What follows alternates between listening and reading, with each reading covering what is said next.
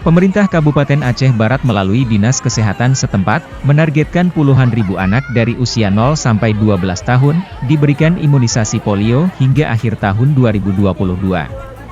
Langkah ini dilakukan guna mencegah anak di usia masih belia itu terkena virus yang dapat menyebabkan kelumpuhan tersebut.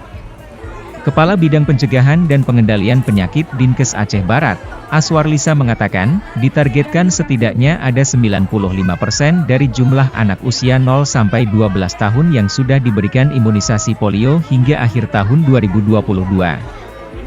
Namun jika tidak tercapai maka pihaknya akan melakukan stripping selama 5 hari. Dikatakannya, jumlah sasaran mencapai 41.356 orang anak, terdiri dari usia 0 sampai 5 tahun sebanyak 14.335 orang. Usia 5 sampai 7 tahun 4.048 orang.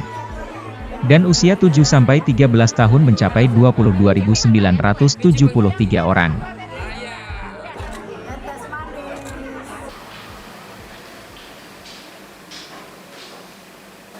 Jumlah sasaran kita 41.356 orang. Itu terdiri dari usia 0 sampai 5 tahun 14.335 orang, kemudian usia 5 sampai 7 tahun 4.048 orang, kemudian usia 7 sampai di bawah 13 tahun 22.973 orang.